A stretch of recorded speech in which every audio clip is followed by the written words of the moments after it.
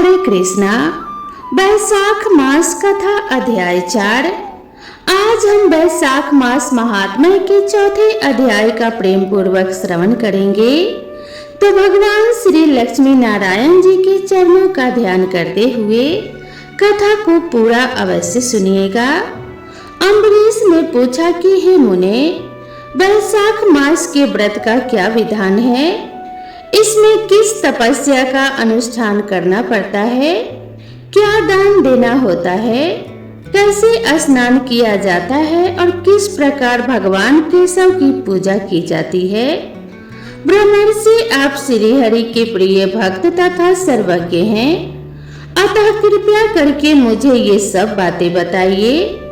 नारद जी ने कहा कि साधु श्रेष्ठ, सुनो, वैशाख मास में जब सूर्य मेष राशि पर चले जाएं, तो किसी बड़े नदी में, नदी रूप तीर्थ में, नद में, सरोवर में, झरने में, देव कुंड में, स्वतः प्राप्त हुए किसी भी जलाशय में, बावड़ी में अथवा कुएं आदि पर जाकर नियम पूर्वक भगवान श्री विष्णु का स्मरण करते हुए विधि पूर्वक स्नान करना चाहिए।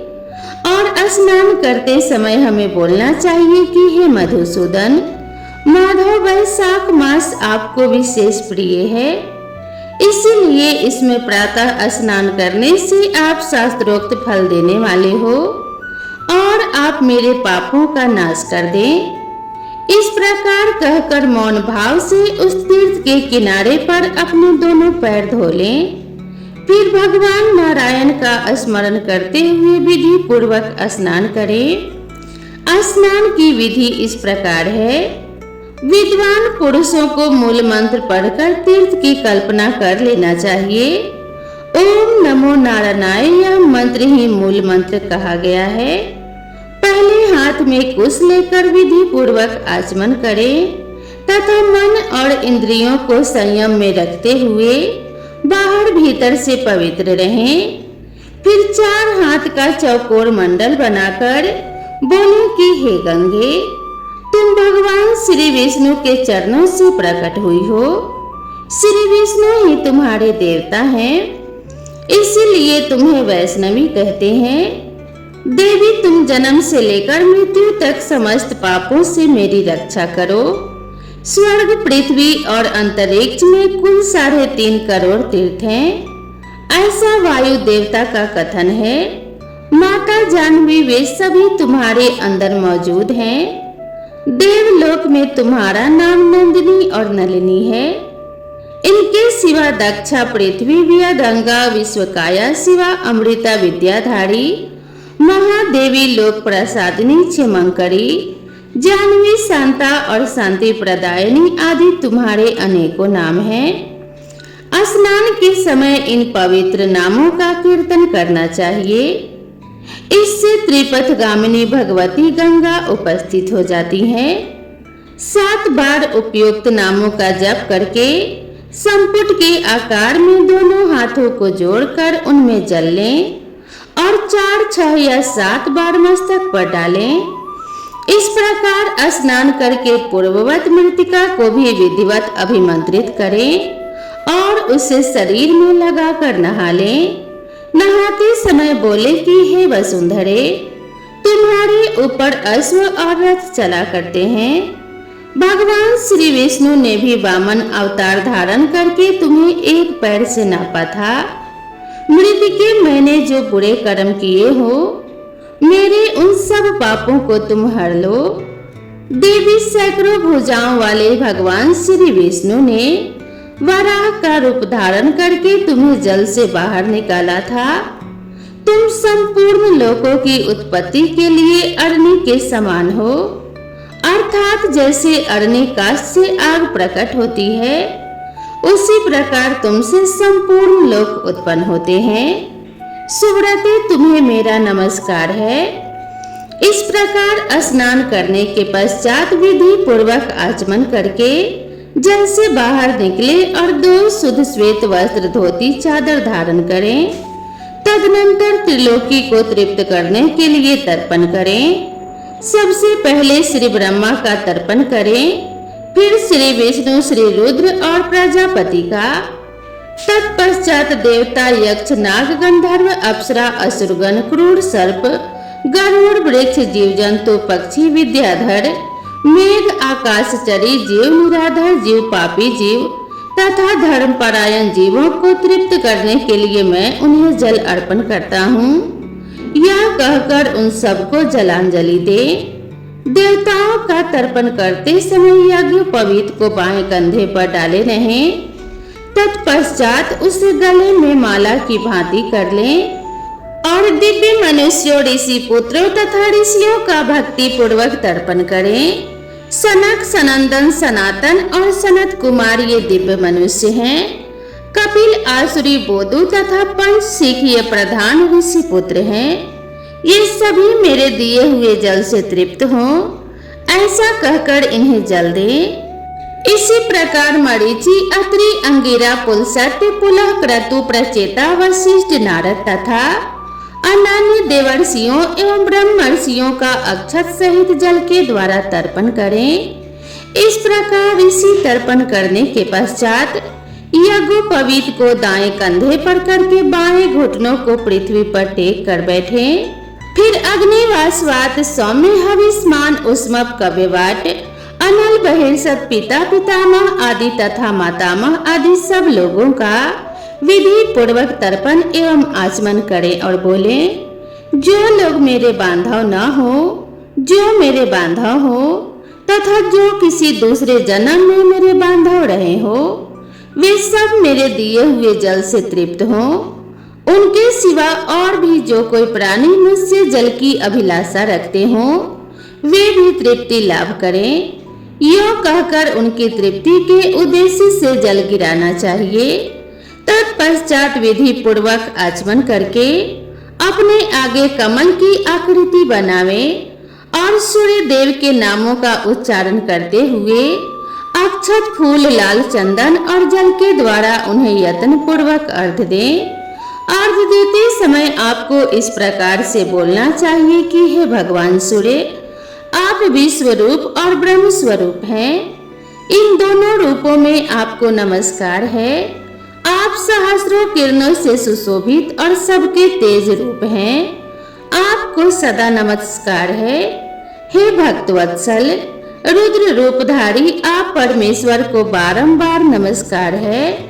कुंडल और अंगद आदि आभूषणों से विभूषित पद्मनाभ आपको नमस्कार है। भगवान, आप सोए हुए संपूर्ण लोकों को जगाने वाले हैं। आपको मेरा प्रणाम है। आप सदा सबके पाप पुण्य को देखा करते हैं। सत्यदेव, आपको मेरा नमस्कार है। भास्कर, मुझ पर प्रसन्न होइए। दिवाकर, आपको नमस्कार है। प्रभाकर, आपको नमस्कार है। इस प्रकार सूर्य देव को नमस्कार करके 7 बार उनकी प्रदक्षिणा करें। फिर द्विज, गौ और सुवर्ण का स्पर्श करके अपने घर में जाएं। वहां आश्रम वासी अतिथियों का सत्कार तथा भगवान की प्रतिमा का पूजन करें। राजन, घर में पहले भक्ति पूर्वक जितेंद्रिय भाव से भगवान गोविंद की विधिवत पूजा करें।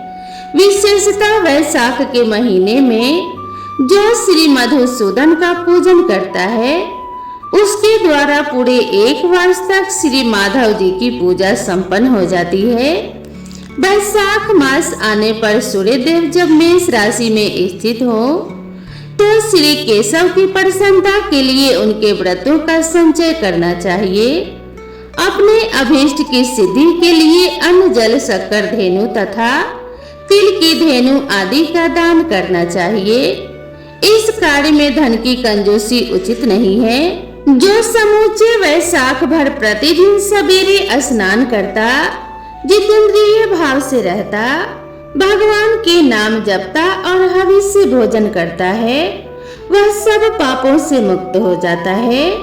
जो वैशाख मास में आलस्य त्याग कर एक भुक्त यानी 24 घंटे में 1 बार भोजन, नक्त व्रत केवल रात में 1 बार भोजन अथवा आयाचित व्रत बिना मांगे हुए मिले अन्न का 1 समय भोजन करता है, वह अपनी संपूर्ण अभीष्ट वस्तुओं को प्राप्त कर लेता है। वैशाख मास में प्रतिदिन 2 बार गांव से बाहर नदी के जल में स्नान करना, हविष्य खाकर रहना, ब्रह्मचर्य का पालन करना, पृथ्वी पर सोना, नियम पूर्वक रहना, व्रत दान जप होम और भगवान मधुसूदन की पूजा करना, ये नियम हजारों जन्मों के भयंकर पापों को भी हर लेते हैं। जैसे भगवान माधव ध्यान करने पर सारे पाप नष्ट कर देते हैं, उसी प्रकार नियम पूर्वक किया गया माधव मास का स्नान भी समस्त पापों को दूर कर देता है। प्रतिदिन तीर्थ स्नान, तिलों द्वारा पितरों का तर्पण, धर्म घट आदि का दान और श्री मधुसूदन का पूजन, ये भगवान को संतोष प्रदान करने वाले हैं। वैशाख मास में इनका पालन अवश्य करना चाहिए। वैशाख में तिल, जल, सुवर्ण, अन्न, शक्कर, वस्त्र, गौ, जूता, छाता, कमल या शंख तथा घड़े, इन वस्तुओं का ब्राह्मणों को दान करें। तीनों संध्याओं के समय एकाग्रचित हो विमल स्वरूपा साक्षात भगवती लक्ष्मी के साथ परमेश्वर श्री विष्णु का भक्ति पूर्वक पूजन करना चाहिए। सामयिक फूलों और फलों से भक्ति पूर्वक श्री हरि का पूजन करने के पश्चात यथाशक्ति ब्राह्मणों की भी पूजा करनी चाहिए। पाखंडियों से वार्तालाप नहीं करना चाहिए। जो फूलों द्वारा विधिवत अर्चन करके श्री मधुसूदन की आराधना करता है, वह सब पापों से मुक्त हो परम पद को प्राप्त होता है। श्री नारद जी कहते हैं कि हे राजेंद्र, सुनो, मैं संक्षेप में माधव के पूजन की विधि बतला रहा हूँ। महाराज, जिनका कहीं अंत नहीं है, जो अनंत और अपार हैं, उन भगवान अनंत की पूजा विधि का अंत नहीं है। श्री विष्णु का पूजन 3 प्रकार का होता है, वैदिक, तांत्रिक तथा मिश्र। तीनों ही बताए हुए विधान से श्री हरि का पूजन करना चाहिए। वैदिक और मिश्र पूजन की विधि ब्राह्मण आदि 3 वर्णों के ही लिए बताई गई है, किंतु तांत्रिक पूजन विष्णु भक्त शूद्र के लिए भी विहित है। साधक पुरुष को उचित है कि शास्त्रोक्त विधि का ज्ञान प्राप्त करके एकाग्रचित हो ब्रह्मचर्य का पालन करते हुए श्री विष्णु का विधिवत पूजन करे। भगवान की प्रतिमा 8 प्रकार की मानी गई है। शिलामयी, धातुमयी, लोहे की बनी हुई, लिपने योग्य मिट्टी की बनी हुई, चित्रमयी, बालू की बनी हुई, मनोमयी तथा मणिमयी। इन प्रतिमाओं की प्रतिष्ठा 2 प्रकार की होती है, एक चल प्रतिष्ठा और दूसरी अचल प्रतिष्ठा। राजन भक्त पुरुष को चाहिए कि वह जो कुछ भी सामग्री प्राप्त हो उसी से भक्ति भाव के साथ पूजन करे। प्रतिमा पूजन में स्नान और अलंकार ही अभीष्ट है, अर्थात भगवत विग्रह को स्नान कराकर पुष्प आदि से श्रृंगार कर देना ही प्रधान सेवा है। श्री कृष्ण में भक्ति रखने वाला मनुष्य यदि केवल जल से भी भगवान को पूजा और अर्पण करे तो वह उनकी दृष्टि में श्रेष्ठ है। फिर गंध, धूप, पुष्प और दीप, अन्न आदि का नैवेद्य अर्पण करने पर तो कहना ही क्या है। पवित्रता पूर्वक पूजन की सारी सामग्री एकत्रित करके पूर्वाग्र कुशों का आसन बिछाकर उस पर बैठें। पूजन करने वाले का मुख उत्तर दिशा की ओर या फिर प्रतिमा के सामने हो। फिर पाद्य, अर्ध स्नान तथा आहरण आदि उपचारों की व्यवस्था करें। उसके बाद कर्णिका और केसर से सुशोभित अष्टदल कमल बनावें और उसके ऊपर श्री हरि के लिए आसन रखें। तदनंतर चंदन, उसीर, कपूर, केसर तथा अरगजा से सुवासित जल के द्वारा मंत्र पाठ पूर्वक श्री हरि को स्नान कराएं। वैभव हो तो प्रतिदिन इस तरह की व्यवस्था करनी चाहिए। स्वर्ण धर्म नामक अनुवाक, महापुरुष विद्या, सहर, शीर्षा आदि पुरुष सूक्त तथा साम वेदोक्त निराजना आदि मंत्रों द्वारा श्री हरि को स्नान कराएं। तत्पश्चात विष्णु भक्त पुरुष वस्त्र, यज्ञोपवीत आभूषण, हार, गंध तथा अनुलेपन के द्वारा प्रेम पूर्वक भगवान का यथा योग्य श्रृंगार करें। उचित है कि वह श्रद्धा पूर्वक पाद आचमनीय गंध पुष्प, पुजारी को अक्षत तथा धूप दीप आदि उपहार अर्पण करे। उसके बाद गुड़ खीर घी पूरी मालपुआ लड्डू दूध और दही आदि नाना प्रकार के नैवेद्य निवेदन करे। पर्व के अवसरों पर अंगराग लगाना, दर्पण दिखाना, दंत धावन कराना, अभिषेक कराना, अन्न आदि से बने हुए पदार्थ भोग लगाना, कीर्तन करते हुए नृत्य करना और गीत गाना आदि सेवाएं भी करनी चाहिए। संभव हो तो प्रतिदिन ऐसी ही व्यवस्था रखनी चाहिए। पूजन के पश्चात इस प्रकार ध्यान करें। भगवान श्री विष्णु का श्री विग्रह श्याम वर्ण एवं तपाए हुए जाम्बूनद नामक स्वर्ण के समान तेजस्वी हैं। भगवान के शंख चक्र गदा और पद्म से सुशोभित 4 भुजाएं हैं। उनकी आकृति शांत है। उनका वस्त्र कमल के केसर के समान पीले रंग का है। वे मस्तक पर किरीट दोनों हाथों में करे, गले में यज्ञोपवीत तथा अंगुलियों में अंगूठी धारण किए हुए हैं। उनके वक्ष स्थल में श्रीवत्स का चिन्ह है। कौस्तुभ मणि उनकी शोभा बढ़ाता है तथा वे वनमाला धारण किए हुए हैं। इस प्रकार ध्यान करते हुए पूजन समाप्त करके घी में डुबोई हुई समिधाओं तथा हविष्य द्वारा अग्नि में हवन करें। आजी भाग तथा आघार नामक आहुतियां देने के पश्चात घृत पूर्ण हविष्य का होम करें। तदनंतर पुनः भगवान का पूजन करके उन्हें प्रणाम करें और पार्षदों को नैवेद्य अर्पण करें। उसके बाद मुख शुद्धि के लिए सुगंधित द्रव्यों से युक्त तांबूल निवेदन करना चाहिए। फिर छोटे बड़े पौराणिक तथा अवार्चनीय स्तोत्रों द्वारा भगवान की स्तुति करके भगवान प्रसिद्ध, भगवान प्रसन्न होइए यो कहकर प्रतिदिन दंडवत प्रणाम करें। अपना मस्तक भगवान के चरणों में रखकर दोनों भुजाओं को फैलाकर परस्पर मिला दें और इस प्रकार कहें कि परमेश्वर, मैं मृत्यु रूपी ग्रह तथा समुद्र से भयभीत होकर आपकी शरण में आया हूँ। आप मेरी रक्षा कीजिए। तदनंतर भगवान को अर्पण की हुई प्रसाद माला आदि को आदर पूर्वक सिर पर चढ़ाएं तथा यदि मूर्ति विसर्जन करने योग्य हो तो उसका विसर्जन भी करें। ईश्वरीय ज्योति को आत्म ज्योति में स्थापित कर लें। प्रतिमा आदि में जहाँ भगवान का चरण हो वहीं श्रद्धा पूर्वक पूजन करना चाहिए तथा मन में यह विश्वास रखना चाहिए कि जो संपूर्ण भूतों में तथा मेरी आत्माओं में ही रह रहे हैं वे ही सर्वात्मा परमेश्वर इस मूर्ति में विराजमान हैं। इस प्रकार वैदिक तथा तांत्रिक क्रिया योग के मार्ग से जो भगवान की पूजा करता है वह सब ओर से अभीष्ट सिद्धि को प्राप्त होता है।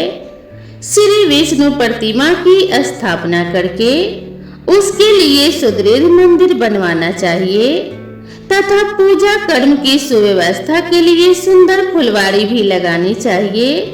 बड़े बड़े पर्वों पर तथा प्रतिदिन पूजा कार्य का भली भांति निर्वाह होता रहे, इसके लिए भगवान के नाम से खेत, बाजार, कस्बा और गांव आदि भी लगा देने चाहिए। योग करने से मनुष्य भगवान के सायुज्य को प्राप्त होता है।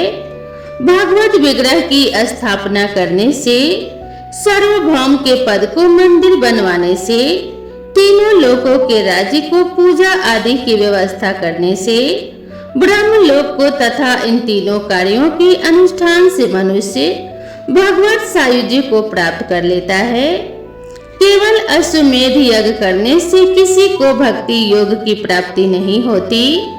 भक्ति योग को तो वही प्राप्त करता है जो पूर्वोक्त रीति से प्रतिदिन श्री हरि की पूजा करता है। राजन वही शरीर शुभ कल्याण का साधक है जो भगवान श्री कृष्ण को साष्टांग प्रणाम करने के कारण धूलि धूसरित हो रहा हो। नेत्र भी वे ही अत्यंत सुंदर और तप शक्ति से संपन्न है जिनके द्वारा श्री हरि का दर्शन होता है। वही बुद्धि निर्मल और चंद्रमा तथा शंख के समान उज्जवल है, जो सदा श्री लक्ष्मीपति के चिंतन में संलग्न रहती है, तथा वही जीवा मधुर भाषिणी है, जो बारंबार भगवान नारायण का स्तवन किया करती है। स्त्री और शूद्रों को भी मूल मंत्र के द्वारा ही श्री हरि का पूजन करना चाहिए, तथा अन्य वैष्णव जनों को भी गुरु की बताई हुई पद्धति से श्रद्धा पूर्वक भगवान की पूजा करनी उचित है। राजन, यह सब प्रसंग मैंने तुम्हें बता दिया।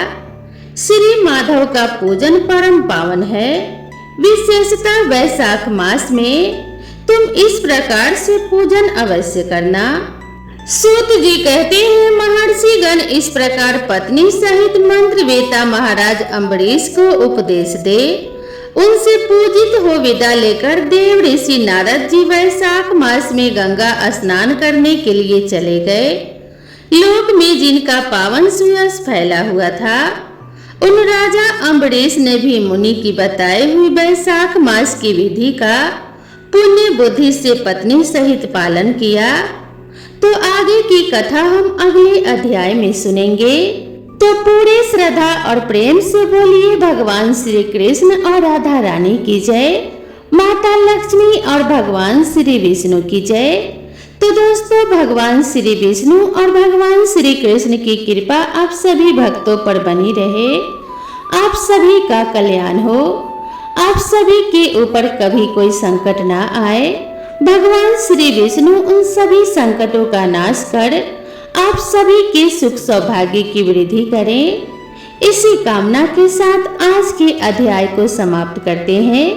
मिलते हैं अगले कथा और अगले अध्याय के साथ। तब तक के लिए राधे राधे।